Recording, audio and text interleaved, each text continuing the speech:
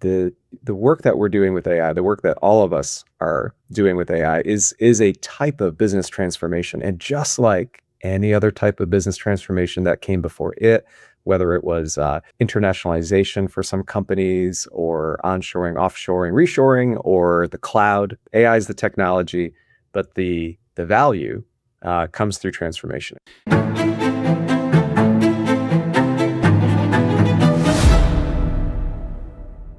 Welcome to Impatient, where we talk about how leaders are actually building the future of work. I think we're at a really interesting point where the CPO role is shifting pretty dramatically from supporting the business to really helping design how work gets done in an AI-first world. I'm Josh Greenwald, Chief People Officer at Sword, where we're building an AI-driven care platform to transform healthcare. And I also have the privilege of building an AI-first people function. I'm excited to be joined by Brandon Sammut, Chief People and AI Officer at Zapier. Brandon, you've got one of the most interesting roles out there sitting right at the intersection of people and AI. And what really stands out is you're not just talking about it. You're driving 97% AI adoption. And you now have over 800 agents operating internally. So I'm really looking forward to getting into how you're actually redesigning work and nerding out a little bit. So great to have you on. Good to be here, Josh. So let's start with your mandate, how you got this role in the first place. So what was Zapier trying to solve when they decided to migrate you from the Chief People Officer to also include AI transformation? It's interesting, Josh. Zapier's been on its AI journey for over 3 years now. And so we've learned a lot of things the hard way, and we've been sharing a lot of that journey, in the broader community so that other folks can, go further faster than we did in those early years. One of the things that was clear right from the get-go is that, when folks talk about AI transformation, the most important word in that term is the transformation part, right? The work that we're doing with AI, the work that all of us are doing with AI is a type of business transformation. And just like any other type of business transformation that came before it, whether it was internationalization for some companies or onshoring, offshoring, reshoring, or the cloud, AI is the technology, but the value comes through transformation. And transformation has always been as much about leadership and talent and culture as it has been about the technology of the day or, governance policies and what have you. That's all very important as well. But you don't actually get the value from a new technology without really thinking through leadership, talent, and culture. And that we were reminded of almost immediately when we started figuring out how work should work differently with AI when we got started 3 years ago. And so the people team for that whole time has been playing a really central role in helping tell the story of what is possible, and then helping teams as they kind of take hold of an opportunity to work differently with AI and to actually blueprint, a healthy plan for that transition, and then to help teams lead through it. And so last year, after, over 2 years in the journey at the company, seeing the role that the people team had been playing, and then seeing that the opportunity for even more change and more impact, is a bigger opportunity than we thought. Even 3 years ago, Wade, our CEO, asked me to kind of officially take up the role of guiding the company's transformation. Was there anything, sort of what convinced Wade that this is, or was there some sort of inflection point or watershed moment that said, wow, this is absolutely the right thing to do? I think it was the same types of things. When I see, chief people officers or heads of HR being asked to take on like the most expansive possible version of our roles at companies, there are usually a couple things that those situations have in common, as I've talked with a lot of our peers. The first is the CEO sees that this chief people officer is effectively, a leader of the company who happens to wear the HR or the talent cap, but they understand the business really well, about as well or as well as the CEO themselves. They know the customer. They spend time with customers. They know the product. They use the product. They understand the P&L. They understand how the company generates value. They understand the competition. They understand the economics of the business, and they understand the people team's, role in advancing all of that. So that's thing number one. The second thing is just leading by example. And so in the case of AI or AI transformation, the peers of mine that are in similar roles, named or unnamed, are leading the way inside their own companies, and their teams usually are too. It was really interesting at Zapier. Sometimes your leaders and new ways of working with AI come from unsuspecting places, and it turned out at Zapier, the people team was one of those leaders, like really pushing the envelope on what was possible.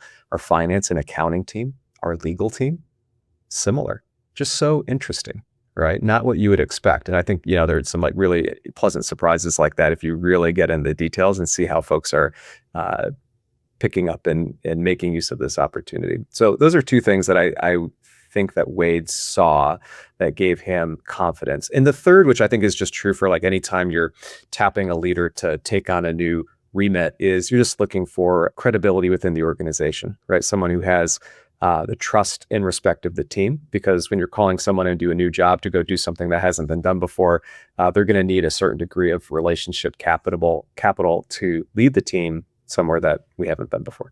Yeah.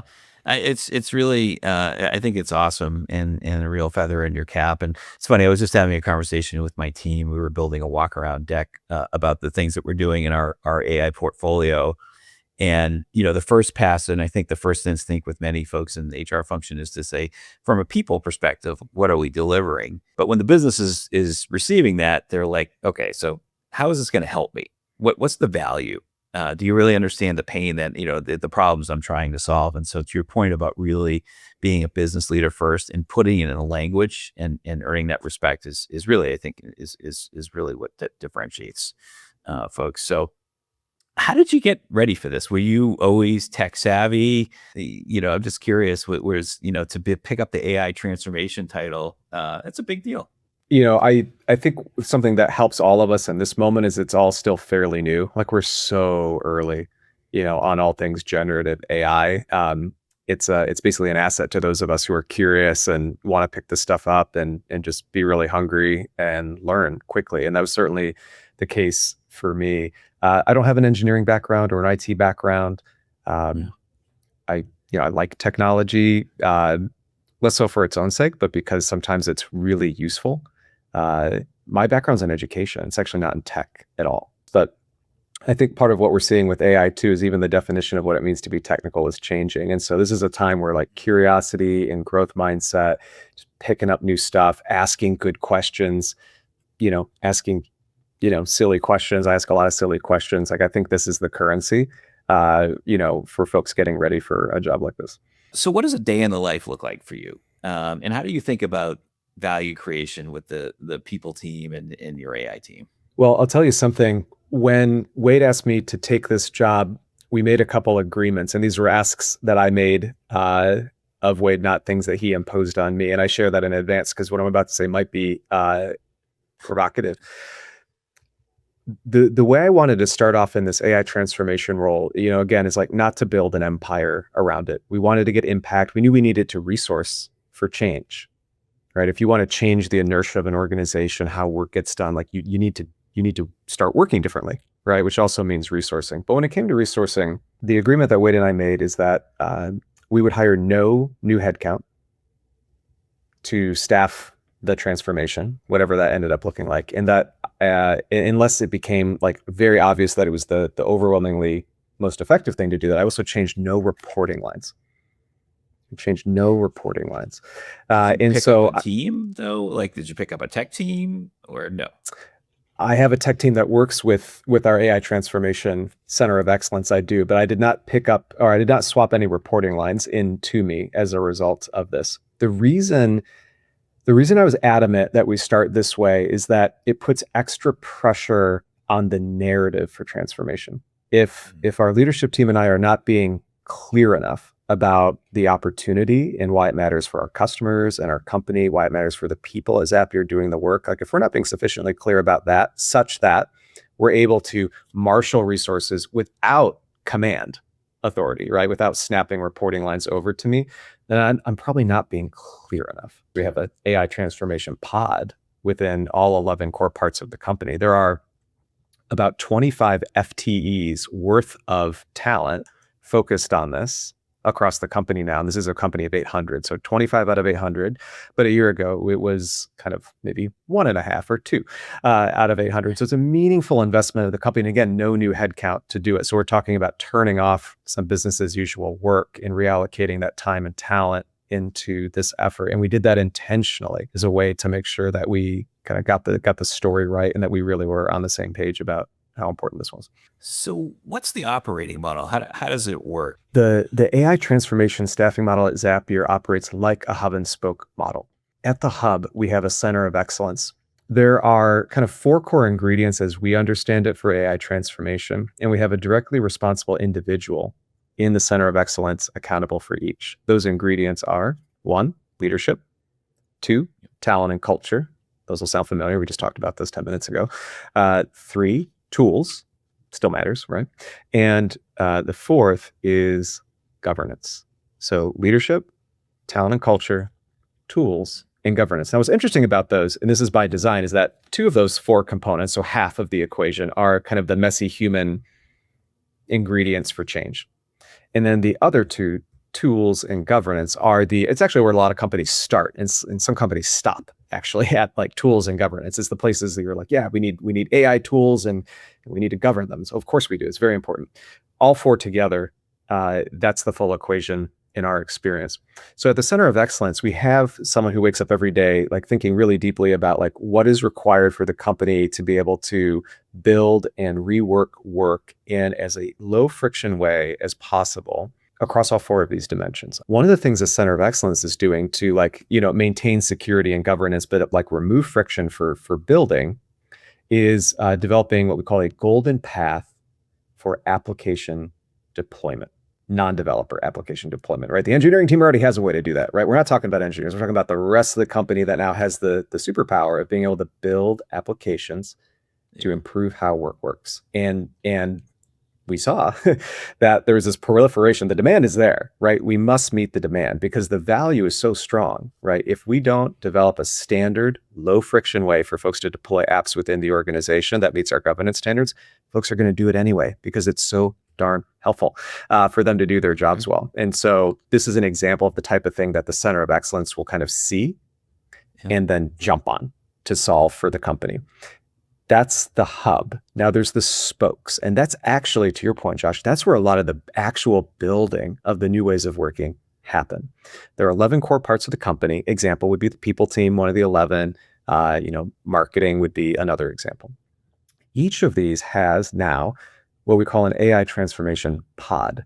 This is staffed entirely from within that team. These are people who know the players, they know how work gets done, they know the craft of marketing or finance or whatever the case may be.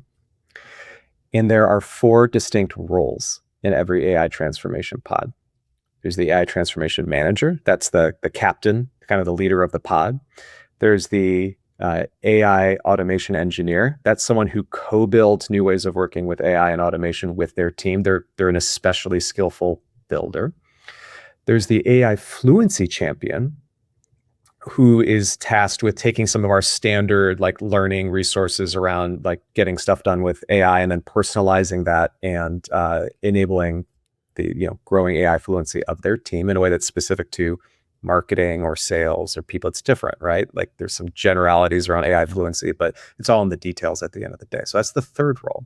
And then the 4th role, we almost didn't do because it sounded kind of hand wavy. I'm really glad we did. The 4th one we call the AI innovation lead. The AI innovation lead, they spend most of their time outside the walls of the company. Their job, is to really push the pod and their sponsoring executives thinking on the art of the possible. What is now possible with HR and recruiting and what have you as it relates to AI? New vendors, new ways of working, a new case study, a new thought pattern, whatever the case may be. Again, it sounded hand wavy at first. Really glad we have it now. Now, importantly, it's not necessarily the case that all 4 of those roles are full-time jobs. In fact, on the people team, for example, there are across those 4 jobs is probably like 1 3/4 FTEs across all 4 roles. We let teams decide how to staff it as long as the accountabilities across the 4 roles are satisfied based on the kind of the scale and operations of their team. The time that folks do dedicate to those four roles um, is kind of sacred. So it's official part of their job. They are Yeah. gold on it. We have alignment with their managers on that all the way through their exec sponsor. And then, of course, the work that they do and the impact they have is credited to them when we do our biannual performance reviews, pay reviews, and things of that nature. So all that to say, that's the hub and spoke model that we're using for AI transformation. That's really interesting in so many different ways. So if you have all these teams that are building and doing, somebody's got to be sitting here thinking about, all right, how do these things work fit together? It's absolutely the case. And it's probably one of the biggest, I wouldn't call it a challenge yet, because I don't think we're running into the consequences of that proliferation quite yet. But I'm sure we'll get there soon enough. So talk to me in 90 days. And then, of course, at the end of the day, all of these agents, all of these automations and what have you, they all roll up to humans. At the end of the day, humans are still accountable. And so, organizations, including Zapier, we need to make sure that we have a way of thinking about handoffs. Someone, one human might be capable of doing an incredible amount of work with their agents. And then what happens when they go on vacation or they go on leave or they get promoted into a new job at the company? There's this whole other, array of things to figure out around handoffs. Uh, Yeah. and I think we really need to think about that, because most companies aren't necessarily great at the human to human handoffs already. If that's how we do human to human handoffs, there's no reason to believe we'll be better at the kind of human to agent to human, handoffs or what have you. So it's something I think that's worth thinking about as well. You think you could probably build an agent for that, quite honestly, to bridge the knowledge transfer. Well, practically speaking, okay, actually, so secrets revealed. I wasn't going to mention this today, but yes, that's exactly how we're approaching it. Because we can connect, we can create an agent that's connected to our HRIS that knows when folks are switching roles or when someone's going on PTO or leave or new manager swap or what have you, and can activate a basically like agent transfer workflow within Zapier or where, all the different places that agents are hosted and what have you. So what I think one of the things that's really neat about AI is that it tends to be really strong in areas that our human brains tend to be pretty weak. Humans and AI are in many ways very complementary right now in our superpowers. And I think that's amazing because, perennially difficult problems like, human to human handoffs of work or onboarding or reboarding people into different roles in the company, I think is going to remain somewhat hard. But with an AI assist, right? Like it takes a lot of the things that we're not typically very good at as humans, and it abstracts it in a way that I think could be very helpful. Do you think that does this model just work because your company is an AI forward company? Is really not an AI forward, it's just an AI company. Is this is this likely going to be a new archetype model, going forward in industry, or it depends? It's a great question, Josh, as to whether, this is a kind of Zapier specific story of change, given that Zapier is an AI company. A couple interesting things here. I mean, Zapier is 15 years old this year. Zapier started off as a automation company, and AI is a great way to expand like the range of work that you can automate or get an assist with. So that's great. But we've had to learn a lot of new things as a company these past 3 years. If there's anything about Zapier that maybe is a little bit different about this AI story, it's maybe just how early we got started. Because it was so obviously connected to our mission, to what we were trying to do in the world and what customers were asking of us. So that's probably the case. Like not everyone was going kind of this hard on AI and retooling and reskilling, 3 years ago, like Zapier was. Now, 3 years later, I think so many more organizations have like their own story of why, AI matters for them. Again, customers, company, and for the team. Yeah, it's interesting. We have it similarly at Sword. So we're an AI company at our core, and a couple of things I want to relate back to what you said. One is it's just in our DNA, and so our CEO he wants to try to build everything first, right? That is sort of the first instinct, and there's a benefit to having that core competency in the organization. But to your point, now things like Claude Code, like anybody can do it. Like you don't need to have this, incredibly sophisticated, tech organization or partnership. Like you can really democratize it in many ways. So I think that, I do think that for many organizations who may say, you know what, I'm a manufacturing company, or whatever, I'm a services business. it sort of doesn't really matter now, in a sense that you really, I think what we're sort of both saying is really anybody can do this. It's really just a matter of focus, and prioritization. That's right. Focus and connection to mission. 100%. And I think, now where we are just in the evolution of I think there are companies where AI is like its sword, its core to our mission. We fundamentally believe that AI can transform healthcare in ways that traditional medicine, and the traditional model couldn't do. But I think if you fast forward 5 years, maybe sooner, one could argue that every company is going to be an AI company, right? It's really a means to an end in many ways, right? It's just, to your point, it's about your mission, whatever your mission is. And so I think in a lot of ways, what's very provocative of what you're saying is it's really, it challenges every company to think differently and not sort of get in its own legacy ways. We're all going to be AI companies, and we're going to have to work differently. AI is a technology, and most technology at the end of the day, they're mediums, right? They're ways of getting something done. They're not usually the outcome in and of itself. And so I think a lot of this AI transformation conversation is really a pressure test of how clear we are as leaders about the fundamentals of our business. Right? If I'm a leader of an organization and I'm short of crystal clear on the mission, our strategy, how do we know greatness when we see it? It's kind of hard to really harness AI, right? Because AI is in service of those ends and can really only be as useful as the ends are clear. 100%. And so maybe that's a great segue to sort of the next topic, which is talent. So, right, talent is the lifeblood of any organization. And you and I talked about how important talent density is to Zapier, and the same at Sword. So I'm curious, how do you think about talent density? What's your strategy? Well, I'll define talent density for starters, because otherwise I can appreciate it can sound like a buzzword. When we talk about talent density at Zapier, we are simply talking about making sure that the folks that do what they do at Zapier are unusually good at that thing. And good will be typically measured in some form of output or productivity. For a recruiter, that could be measured based on time to fill, speed to hire, number of candidates you can close in a quarter.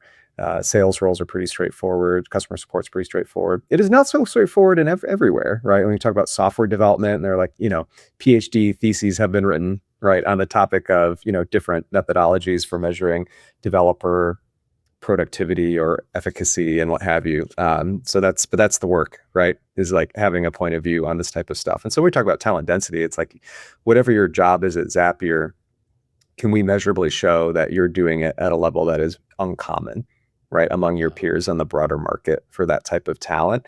Now, a second thing we could talk about as well, like, what are the levers for talent density? Like, how do you actually do that? And there too, it's actually really interesting at the end of the day. Like, you could even take like a piece of that AI transformation framework with those 4 components: leadership, talent and culture, tools, and governance. And there's like a flavor of that that's actually very similar to how we've thought for years about the levers for talent density.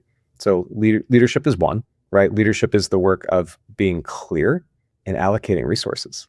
Like that's the job of leadership at the end of the day, being clear and allocating resources. And teams who have leaders that are very clear about what matters and why, and who allocate resources effectively, are going to have, all other things equal, teams that are unusually productive, period. Right? There's less FUD, there's less confusion in the system. Like, we know exactly what we're here to do. We know exactly how to measure it. We've properly mapped people's talents and abilities to, the most important work, right? Those people and those teams are going to have better output, all other things equal, than in a situation where that's not true. So that's leadership. Culture, also really important. Classic example here, you want to have like an organization of learning where people's rate of growth is unusually high. Well, that's an ingredient for talent density. There are cultural ingredients for that, like psychological safety. Mm-hmm. Being able to give and get feedback, in every direction, up, down, and sideways, what have you. How many organizations are great at that? We're not uniformly great at that. It still matters, right?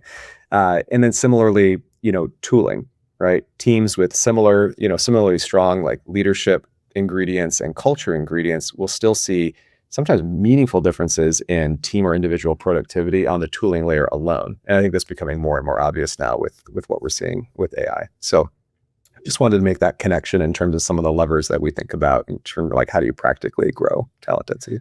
Oh yeah, no, you're talking to the right guy here. I grew up in talent, so I love it. How are you thinking about reimagining the talent life cycle to ultimately drive a greater share of talent density in your organization? Maybe we could start just on the front end, just on the talent acquisition piece, where I think many companies generally are focusing now, but I'm not sure there's been a lot of breakthrough yet. This is a place where we've done some work I'm genuinely proud of. So about 10 months ago, Zapier shipped its first rubric for AI fluency, and we started using it immediately to assess all candidates for all jobs, from accountants and lawyers to salespeople and everything in between. And that's been very helpful on two fronts. It's certainly been helpful as a assessment vehicle to make sure that we're bringing talent into the company that's raising the company's overall AI fluency bar. And that's really Yeah. important because that bar continues to rise as the skillfulness of folks in the market grows, but also what the technology is capable of grows, and it's growing fast. And so what we're really thinking about with AI fluency is not just being clear on what we mean by that, but also, just from the perspective of kind of like the bar raising philosophy of hiring, is that when we're hiring someone in the company, they should, in many ways, but including in terms of AI fluency, be a pretty clear add to their team as it relates to how they use AI, how they think about what AI is even for, how they remain accountable to outputs, regardless of how much AI is being used in the work and so on. So the AI fluency rubric, which we started using 10 months ago, has we've gotten a lot of mileage out of that. We're doing something similar at Sword, so we just rolled out AI proficiency guidelines. And to your point, I think what's really important is kind of understanding the persona of what success looks like in your organization, and what creates competitive advantage, and how do you sort of decompose all the things that you've learned from the people who are most successful along with AI proficiency, and then those become essentially the requirements that drive your talent assessment process. You have been doing some work around an AI coach, which is great. This is, that's, one of the biggest things that, it's certainly in HR, we've been trying to figure out is how do you democratize coaching? You make it more accessible, less expensive. Now you can have a coach on everybody's phone. Tell us a little bit about what you built and what kind of outcomes you're getting. Well, I'll make it really specific. I'll tell you about the one I built for myself, but it's a great analog for some of the most effective coaching that's going on at the company. This has been a journey for me. So I remember, 3 years ago, ChatGPT, right? It's like, what was coaching with ChatGPT like? Well, it was like I would give it a problem, and maybe I'd have some prompts I found online around how to get the most out of my interaction with ChatGPT. So maybe it would ask me some clarifying questions like a good coach would, and give me some advice. I could tell it to be Socratic in its coaching or directive in its coaching. And by the way, I thought it was pretty cool. Coaching is expensive. Human-driven coaching is expensive. And so a lot of our companies, if we do have a human-to-human coaching program, it's usually specific to leaders, and it's pretty pricey. And then it's, anytime there's budgeting controls or what have you, it's one of the first things that, is on the chopping blocks. We're going to keep our coaching. It's really expensive, So I've been pretty bullish on AI as a coach, even from 3 years ago with that very rudimentary prompting. But there were limitations, right? And one of the limitations, or two of the limitations, had to do with context. So how when I'm doing my coaching with ChatGPT from 3 years ago, it doesn't really understand me. It doesn't really understand my role. It doesn't have memory, so it has all these context issues. The type of coaches we're able to build today have a lot of context. So I use one that works with me every Monday. I call it my AI accountability coach. And my AI accountability coach does have context on my goals, my job. It has context on my team and all the key stakeholders I work with at the company and how we work together.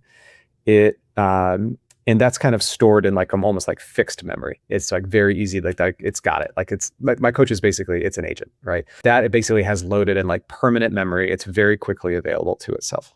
Now, the other type of context it has comes through connectors. I have it connected to my email, my Slack, my calendar, and all of my meeting transcripts. It has a lot of context. It has a lot of context Right. on what I'm actually doing. Now, because here's what's amazing about this. Okay. So by the way, I still like human coaching. I have a human coach too. My human coach, just like we were talking about earlier, AI has superpowers, humans have superpowers. I still have my human coach. It's a great relationship. I get things from human coaching I don't get from what I'm describing right now, but I do now get some things from my AI accountability coach that it's just effectively impossible for a human coach to mirror. And here's what I mean by that. One, my AI coach never loses the thread, not one bit, on my job, what I'm doing. It doesn't lose a thing in terms of its memory. It also just has so much more context than any coach possibly could. A coach doesn't know how I spent my time last week. The best they can do is ask me. And I will tell you, I don't know about you, Josh, but like, I'm not perfect in my recounting of how I'm using my time or all the meetings I had and what got said. And then, you know what I mean? It's just like, this is a thing that humans don't do well. It's recall, synthesis of massive amounts of data. Like, they're just not, our brains aren't good at that.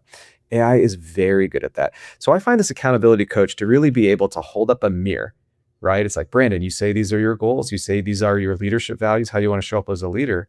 Instead of having to ask me, because now I'm going to be biased, well, what do you think? Or how did you spend your time last week? No, it's just going straight to the source, right? It's not sentiment or recall. It's actual my behaviors and my actions and my actual words, word for word, wherever the work was getting done. And it basically produces like a report card and a coaching guide for me every week on how I'm using my time, how I'm showing up as a leader, places where my team appears to be stuck, where maybe I didn't see it, where maybe I need to get involved, maybe some places where I actually should be delegating and I'm holding out of the ball. So I've kind of configured it to coach me on those things. Now, the fun part is it stores the output of the coaching every week. So now that I've been using it for a few months, now I can ask it to provide thematic coaching. What are you noticing, like week after week, that apparently I still have not addressed, right? And so on. So these are some of the really neat things about what is now possible with agents, particularly kind of the kind of semi-permanent context you can load in, and then also all the different ways you can connect to other sources of knowledge to get something done. Awesome. Well, I think we are coming to the end here. I wanted to do a quick lightning round with you. And so if you don't mind, finish the sentence. And for the audience listening, I did not share these in advance with Brandon, so he's completely on the spot here. So, okay, finish the sentence. A bot should never be allowed to deliver deeply personal news to another human. Yes, or make an irreversible employment decision. Yes, yeah, definitely right. that. Right. No matter how well you've trained your coach, you still want to, make sure it's got some tact. Every HR person should learn how to make their own job better. You stay current by asking lots of questions. AI fluency is the new must-have skill. Yeah. The most underrated AI tool in your stack right now is your own judgment. I thought you were going to say it was your accountability coach, but I think it's I think that makes good sense because ultimately, right, you have to use your judgment with all this. A CPO earns the title AI transformation by really understanding the customer and the business. And then lastly, in the spirit of this podcast, what are you most impatient about? I am most impatient between the bridge between fear, uncertainty, and doubt on AI and what we're starting to see is on the other side of that chasm, right? Because on the other side of that chasm, if you build the bridge to the other side, there are moments of joy and play and agency over one's job and career that are remarkable. You cannot unsee it once you see it. And you just want, especially, for those of us who are accountable, like you and me, Josh, once you start to see that, you just want to create a foundation where more and more and more of that can happen. But there's a lot of stuff that gets in the way. So that makes me impatient. You are an AI optimist at your core, which I love. So this has been really, I thought this is really fascinating conversation. And so thank you, Brandon. Several things that I walk away with learning, which is, I love how you just think about the pod and the hub and spoke model differently in the organizational structure. And I think that has really implications that transcend really every business and how that we do work. Concept of AI fluency is certainly certainly sticking, but I think in terms of really ramping up the expectations in the way that it really needs to become a natural part of your human potential, is really, really, really important. And then it's very clear that you have a culture that is very specifically defined for, the outcomes that you're driving. And that's just touching on just a few of the nuggets we shared. So I thought this was really fabulous. Thanks again for spending the time with us. Yeah, this is fun, Josh. Do it anytime.